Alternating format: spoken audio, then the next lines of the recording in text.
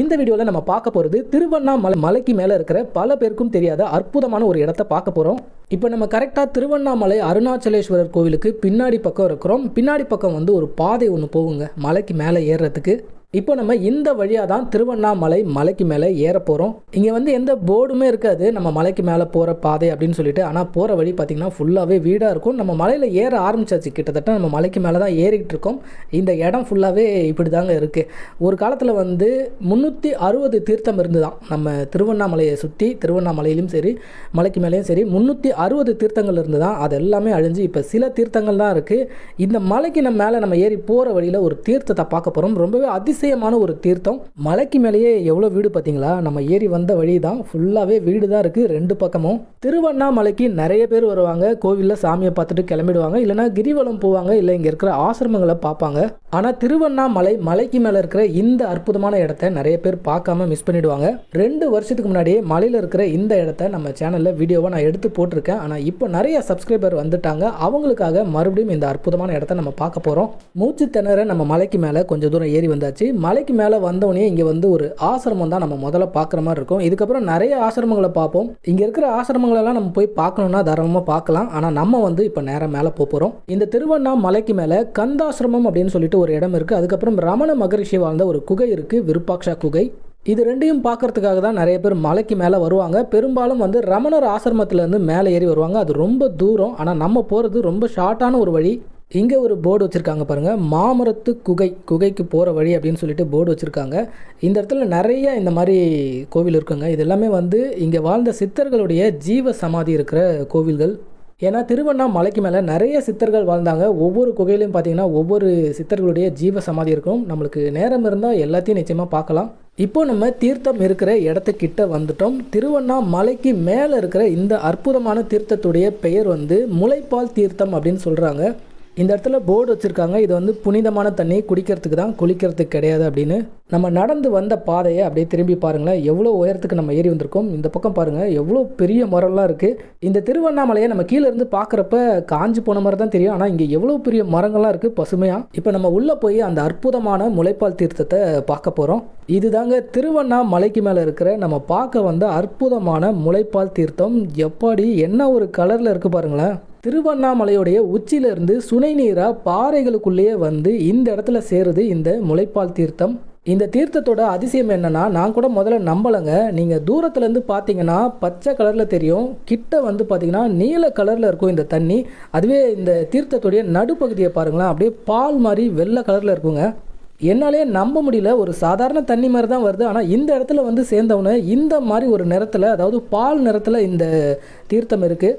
இந்த திருவண்ணாமலையில் வாழ்ந்த சித்தர்கள் வந்து இந்த முளைப்பால் தீர்த்தத்தை குடிச்சு தான் பல நாட்கள் வந்து உணவே இல்லாமல் தவத்தில் இருப்பாங்களாம்.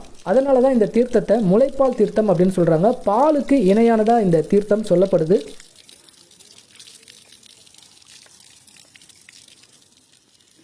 மலை உச்சியில் இருந்து எந்த ஒரு பாதையும் இல்லாமல் இந்த மாதிரி பாறை இடுக்கு வழியாக தான் இந்த தண்ணி வந்து இந்த தீர்த்தத்துக்கே வருது.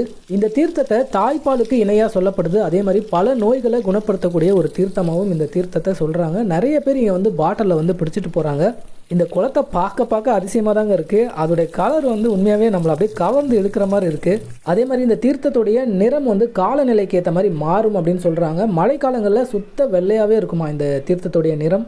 இந்த திருவண்ணாமலைக்கு மேலே ஏறுறதுக்கு 60க்கும் மேற்பட்ட வழிகள் இருக்குது அப்படின்னு சொல்கிறாங்க. நம்ம ஏறி வந்த பாதை பார்த்திங்கன்னா முளைப்பால் தீர்த்த பாதை அப்படின்னு இந்த பாதைக்கு பெயர். ஏன்னா இந்த வழியில் நம்ம வந்தோம்னா முதல்ல வந்து இந்த முளைப்பால் தீர்த்தத்தை தான் பார்ப்போம். அதுக்கப்புறம் தான் மலைக்கு மேலே போக முடியும். மலைக்கு மேலே இருக்கிற கந்தாசிரமம், அதுக்கப்புறம் விருப்பாக்ஷா குகையை பார்க்க வர பெரும்பாலான பக்தர்கள் பொதுமக்கள் பார்த்திங்கன்னா ரமணர் ஆசிரமம் வழியாக மேலே ஏறி வராங்க. அவங்க வந்து அந்த இடத்த பார்த்துட்டு அப்படியே போயிடுறாங்க. இந்த முளைப்பால் தீர்த்தத்தை வந்து பார்க்கறது கிடையாது, மிஸ் பண்ணிடுறாங்க. ஸோ நீங்கள் திருவண்ணாமலைக்கு மேலே ஏறுறதா இருந்தால் இந்த முளைப்பால் தீர்த்த பாதை வழியாக ஏறி பாருங்கள். இந்த அற்புதமான தீர்த்தத்தையும் நம்ம பார்த்துட்டு அதுக்கப்புறம் மலைக்கு மேலே போகலாம். இந்த சுனை நீர் தீர்த்தம் எந்த காலத்துலையுமே வத்தாது அப்படின்னு சொல்கிறாங்க. எல்லா காலங்களையும் இதே அளவு தண்ணி எப்போவுமே இருக்குமா. இந்த தீர்த்தத்துக்கு நடுவில் ஒரு கிணறு இருக்குது பாருங்கள், அதுலேருந்து பைப் வச்சு தண்ணி எடுக்கிறாங்க. எந்த ஒரு மோட்டருமே இல்லை, ஆனால் அதுவே பம்ப் ஆகி போகுது தண்ணி. இங்கே இருக்கிறவங்ககிட்ட கேட்டேன், அவங்க வந்து இது மோட்டர்லாம் கிடையாதுப்பா, அதுவே வந்து ப்ரெஷரில் அப்படியே போகும் தண்ணி அப்படின்னு சொல்கிறாங்க. இதுவே வந்து எனக்கு கேட்குறதுக்கு ஆச்சரியமாக தான் இருந்தது. அப்படியே தண்ணி வந்து பம்ப் ஆகி அதுவே போதான்.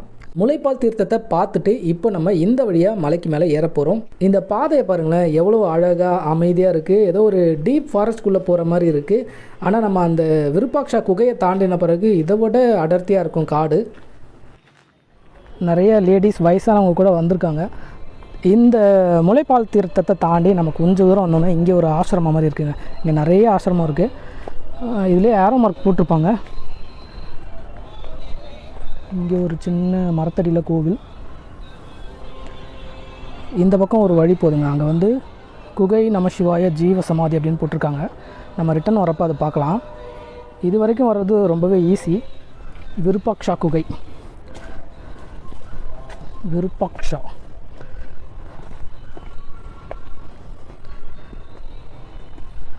இங்கே நிறைய பேர் செப்பல் போடாமல் வராங்க. நடக்க முடியாதவங்க செப்பல் போட்டு வராங்க. ரொம்ப அமைதியாக இருக்குங்க. ரொம்ப ரொம்ப அமைதியாக இருக்குது. இங்கே வந்து தியானம் செய்கிறது நிறைய பேர் நடக்கும். 4:30 வரையும் ஓப்பனிங் டைம். நம்ம டைம் இப்போ 4:30. இந்த இடம் எவ்வளோ அமைதியாக இருக்குது பாருங்கள். திருவண்ணாமலைக்கு மேலே தான் இந்த அற்புதமான இடம் இருக்குது. நீங்கள் திருவண்ணாமலைக்கு வந்தீங்கன்னா மிஸ் பண்ணாமல் இங்கே ஒரு தடவை வந்துட்டு போங்க. இங்கே பாருங்கள், தண்ணி குரங்குகளுக்காக வச்சுருக்காங்க. இது வழியாக தாங்க நம்ம போகணும் மலைக்கு மேலே. இப்போ நம்ம இந்த குகையை பார்த்துட்டு வருவோம். இந்த விருப்பாக்ஷா குகைக்குள்ளே வந்து ஃபோட்டோஸ் வீடியோஸ் எடுக்க அனுமதி இல்லை அப்படின்னு சொல்லிட்டாங்க. உள்ளே என்ன இருக்கும் அப்படின்னு பார்த்தீங்கன்னா, ஒரு பெரிய பாறைக்கு கீழே குகை. அங்கே வந்து ஒரு படுக்கை அறை, அதுக்கப்புறம் பார்த்தீங்கன்னா ஒரு சிவலிங்கம் இருக்கும். ரொம்ப அமைதியாக இருக்கும். அங்கே உட்காந்து நிறைய பேர் வந்து தியானம் பண்ணிட்டு இருக்காங்க.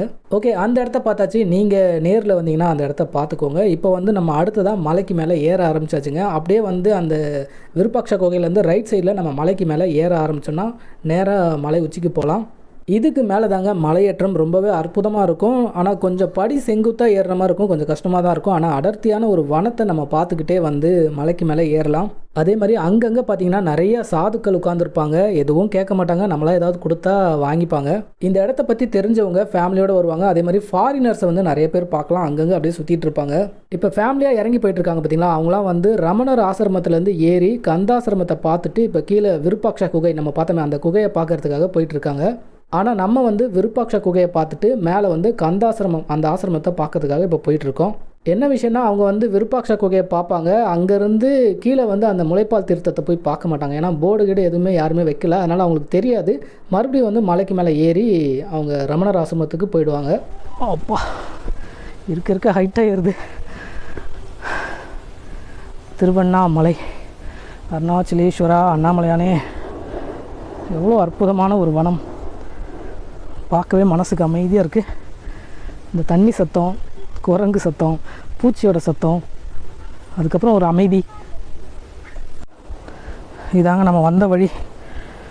இப்போ மறுபடியும் இப்படி போகணும். உண்மையாகவே செமையாக மூச்சு வாங்குது. பாறையாக இருக்குது. அதுவும் நல்லா கொஞ்சம் செங்குத்தாக ஏறுது. அதனால் அப்படி இருக்குது. இங்கே ஒரு குட்டி மினி ஃபால்ஸ். இதில் தான் சத்தம் வருது. இதுதான் அந்த ஃபால்ஸ். இப்போவே இப்படி இருக்குன்னா அந்த காலத்தில் எப்படி இருந்திருக்கும் பாருங்கள். இந்த வண்டி சத்தம்லாம் இல்லாத காலம், யாருமே இல்லாமல் அமைதியாக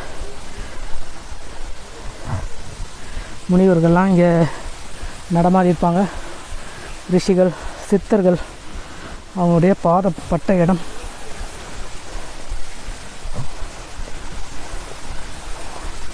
இந்த அருவி சத்தம் தாங்க கீழே வரைக்கும் கேட்குது. அப்பா, தண்ணி தாக்கத்தான் குடிச்சிக்கலாம். இந்த இருக்கு பாருங்கள், இந்த வெட்ட வெளியான பாறை. இந்த பாறையை தான் நம்ம கீழே கோயிலேருந்து கூட பார்க்கலாம். ஒரு பெரிய ஃபேமிலி நம்ம முன்னாடி நடக்க முடியாமல் நடந்து போயிட்டுருக்காங்க. திருவண்ணாமலைக்கு மேலே இப்படி ஒரு அருவி ஓடுது.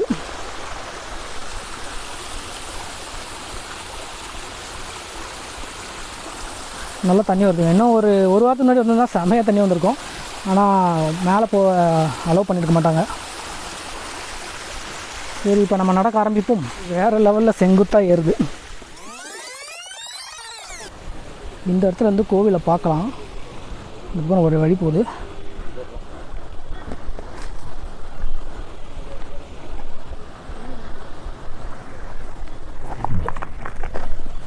ஆஹா, ஒரு அற்புதமான காட்சி. இதை பாருங்கள், கோவில். இந்த வியூ செம்மையாக இருக்கு.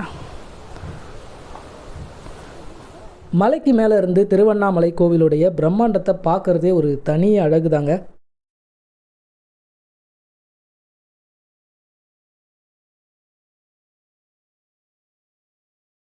இந்த கோவிலுடைய கட்டமைப்பை பாருங்களேன், எவ்வளோ நேர்த்தியாக எவ்வளோ பிரம்மாண்டமாக எப்படி கட்டியிருக்காங்க எத்தனை வருஷத்துக்கு முன்னாடி.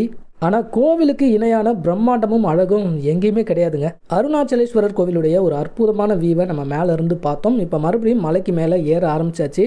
நம்ம விருப்பாக்ஷா குகையிலேருந்து நடக்க ஆரம்பித்து ஒரு 1/4 மணி நேரம் ஆகுது. இப்போ ரொம்ப கிட்ட வந்துட்டோம், கந்தாசிரமம் கிட்ட. கரெக்டாக ஒரு 1/4 ஹவர்லேருந்து 20 மினிட்ஸ் நம்ம மேலே ஏறி வந்துடலாம். ஒரு வழியாக கந்தாசிரமம் கிட்ட வந்தாச்சு. நம்ம வந்த வழி அப்படியே திரும்பி பாருங்களேன், எவ்வளோ அடர்த்தியான ஒரு வழியில் ஏறி வந்திருக்கோம்.